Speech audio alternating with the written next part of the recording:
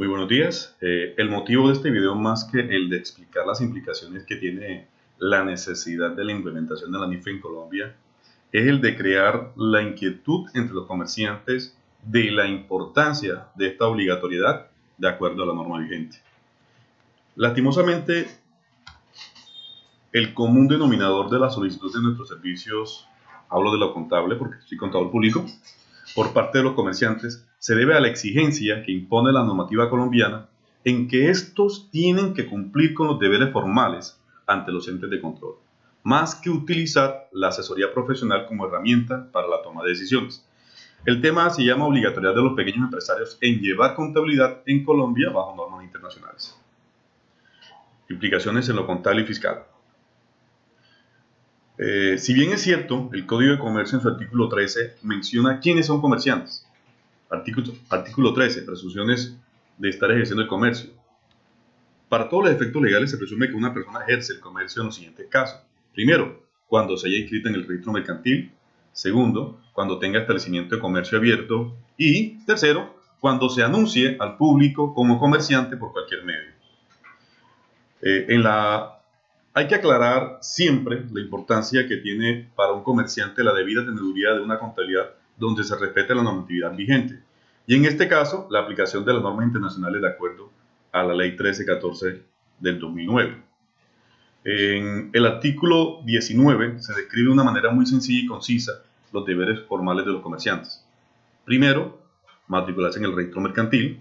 Segundo, inscribir en el registro mercantil todos los actos, libros y documentos respecto de los cuales la ley exija esa formalidad. Y tercero, la más importante y la que más se amarra a lo que estamos explicando hoy, llevar contabilidad regular de sus negocios conforme a las prescripciones legales. Hay una cuarta, que es conservar con arreglo a la ley la correspondencia y demás documentos relacionados con sus negocios de actividades. La quinta, que fue derogada con la ley 222, esa famosa reforma tributaria. Y la sexta, abstenerse de ejecutar actos de competencia desleal. Hay que tener en cuenta lo siguiente: los libros de contabilidad como herramienta probatoria. Recordemos que el capítulo 3º del Código de Comercio habla sobre la eficacia probatoria de los libros y papeles de comercio, en su artículo 68, que es la validez de los libros y papeles de comercio. Los libros y papeles de comercio constituirán plena prueba en las cuestiones mercantiles que los comerciantes debatan entre sí, judicial o extrajudicialmente. En materia civil, aún entre comerciantes, dichos libros y papeles solo tendrán valor contra su propietario en lo que ellos conste de manera clara y completa y siempre que su contraparte no lo rechace en lo que sea desfavorable. Ahora veamos, si bien más bien nos preocupa la parte comercial, ahora veamos la que siempre tenemos limitante, que es el estatuto tributario. El artículo 772 del estatuto tributario habla sobre la contabilidad como medio de prueba. En un proceso de la administración de impuestos contra el contribuyente, el estatuto es claro en los siguientes artículos. Artículo 772. Los libros de contabilidad del contribuyente constituyen prueba a su favor siempre que se lleven en debida forma. Ojo con esta aclaración.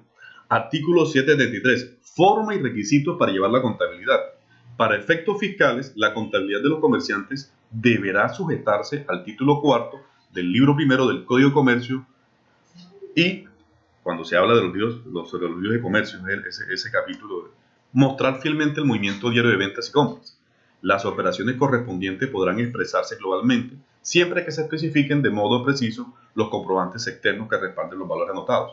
Segundo, cumplir los requisitos señalados por el gobierno mediante reglamento. Aquí volvemos a mencionar de una manera general la normatividad vigente legal. En forma que sin tener que emplear libros incompatibles con las características del negocio, haga posible, sin embargo, ejercer un control efectivo y reflejar en uno o más libros la situación económica y financiera de la empresa.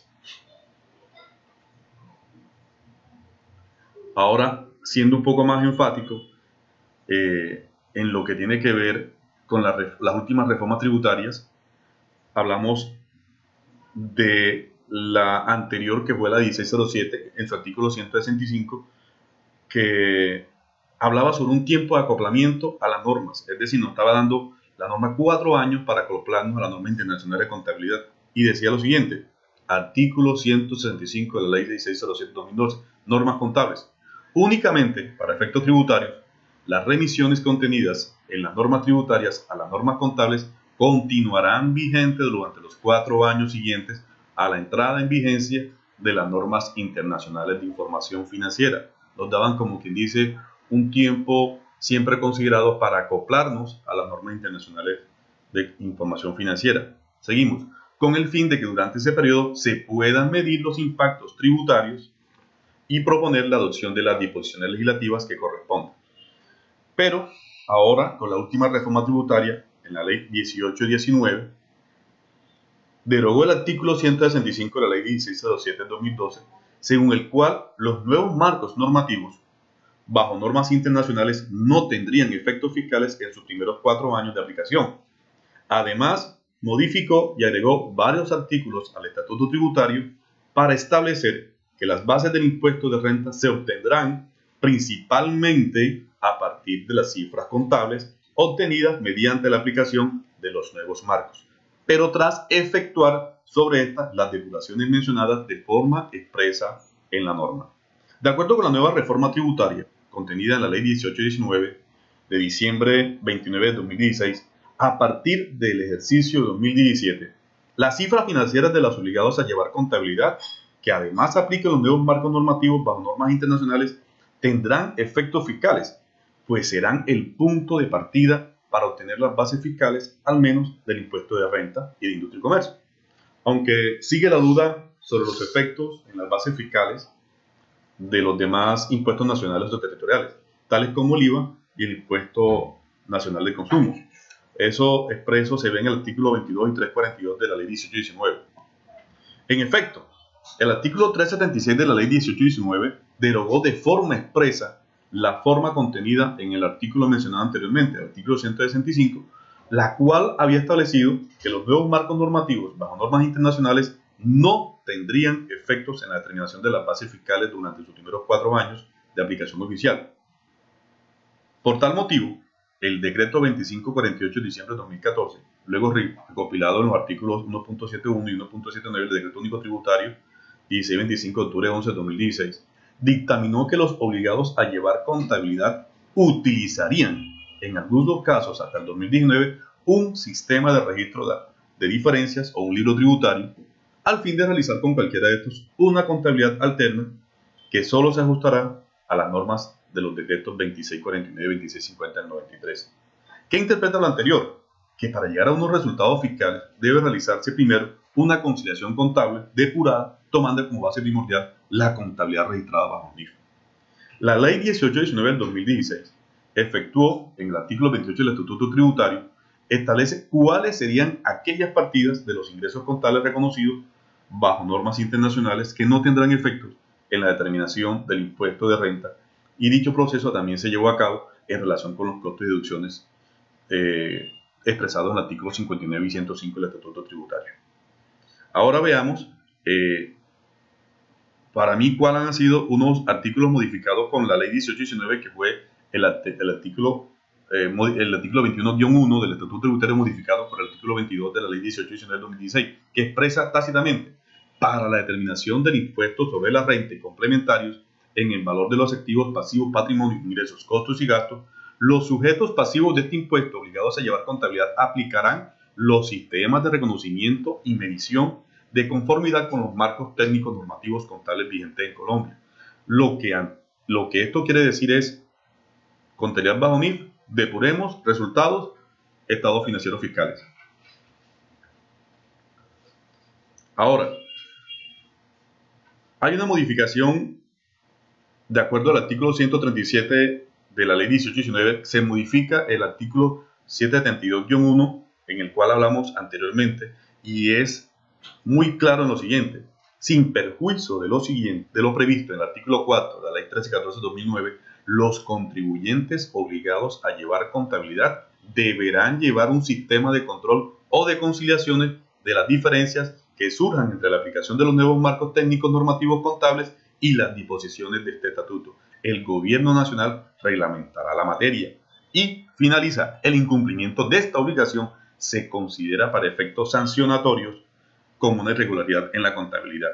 Recordemos algo, cuáles son las sanciones por irregularidad en la contabilidad. El Código de Comercio en su artículo 58 habla que la violación en lo dispuesto en el artículo anterior, en el artículo 57, hará incurrir al responsable en una multa en ese instante hasta de 5.000 pesos que impondrá la Cámara de Comercio según el caso de oficio o petición de cualquier persona, sin perjuicio, la más preocupante, de las acciones penales correspondientes. Los libros en los que se cometan dichas irregularidades, ojo, carecerán además de todo valor legal como prueba en favor del comerciante que los lleve. Cuando no pueda determinarse con certeza el verdadero responsable de estas situaciones, serán solidariamente responsables del pago de la multa el propietario de los libros, el contador y el revisor fiscal si éste incurriera en culpa. Ahí tocamos un tema bastante importante. Además, el Estatuto Tributario en su artículo 655 menciona que la irregularidad en la contabilidad será sancionada, además de los rechazos de los costos, deducciones, impuestos descontables, excepciones, descuentos tributarios y demás conceptos que carezcan de soporte en la contabilidad o que no sean plenamente probados de conformidad con las normas vigentes. La sanción por libros de contabilidad será del 0.5% del mayor valor, ojo, entre el patrimonio líquido y los ingresos netos del año anterior al de su imposición, sin que exceda 20.000 UETs.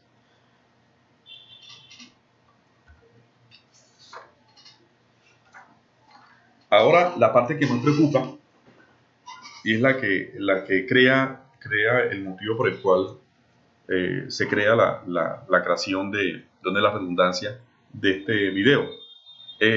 Esa parte que el decreto reglamentario 2706. Ahora concluyamos esta presentación con lo siguiente: la responsabilidad contable del pequeño empresario en lo que tiene que ver con la obligación de llevar contabilidad. El decreto 2706, que reglamenta la famosa ley 1314-2009, uno de los decretos reglamentarios de esta ley, claramente pone en todo su contenido la obligatoriedad que debe tener este empresario en cumplir con los deberes formales del grupo 3 de la NIF. Hay una parte de este decreto que menciona que esta norma también aplicará a las microempresas que se encuentran en proceso de formalización de que trata la ley 1429 de 2010 y pertenezcan, ojo, al régimen simplificado según lo dispuesto en el artículo 499 del Estatuto Tributario. Se hace referencia al Estatuto Tributario únicamente con el fin de establecer unas características comunes para un grupo de usuarios, pero observando en todo momento la independencia y autonomía de las normas tributarias frente a las de contabilidad y de información financiera, según lo dispuesto en el artículo 4 de la Ley 1314-2009. Ahora analicemos el artículo 499 del Estatuto Tributario, que habla sobre quiénes pertenecen al régimen simplificado.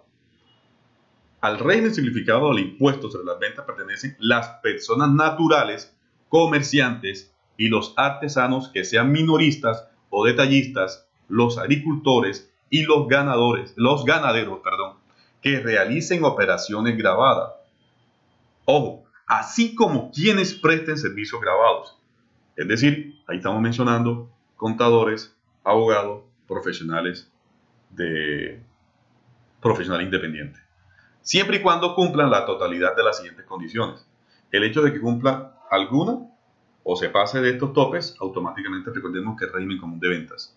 Que en el año anterior hubieran obtenido ingresos brutos totales provenientes de la actividad inferiores a 3.500 VT, es decir, que para el 2017 cualquier persona que facture más de 111.506.500 pesos ya se convertiría en régimen común de ventas. Otro punto, que tenga máximo un establecimiento de comercio, oficina, sede, local o negocio donde ejerce su actividad. Más claro imposible. Que en el establecimiento de comercio, oficina, sede o local o negocio no se desarrollen actividades bajo franquicia, concesión, regalía, autorización o cualquier otro sistema que implique la explotación de intangibles. Por ejemplo, seguros. Que no sean usuarios aduaneros. Que no haya celebrado en el año inmediatamente anterior contratos que superen los 3.500 VTs. Que en el monto de sus consignaciones a bancarios en todos sus bancos no supere los 3.500 VTs. Para la celebración de contratos de venta de bienes, hay un parágrafo interesante, y de prestación de servicios grabados por cantidad individual y superior a 3.500 VTs, el responsable del régimen simplificado deberá inscribirse previamente en el régimen común de ventas. Con esto quiero decir que siempre, además de lo anterior, la misma Dirección de Impuestos, en sus diferentes comunicados, expresa que los del régimen simplificado tienen la obligatoriedad de pertenecer al grupo TES, tal y como lo emanan en los diferentes comunicados. Por ejemplo, Grupo Contable del Sector Privado 3, entidad que cumpla con la totalidad de los siguientes requisitos. Habla de la planta de personal no superior a 10 empleados, activos totales excluida la vivienda que no supere los 500 salarios mínimos legales vigentes, los ingresos brutos anuales inferiores a 6.000 salarios mínimos legales vigentes, pero enseguida menciona la norma que sustenta este comunicado, que es el decreto 2706 de 2012. Con lo anterior, les quiero decir, analicemos bien cuál es la responsabilidad de los régimen simplificados en la teneduría de libros bajo NIF. Muchísimas gracias.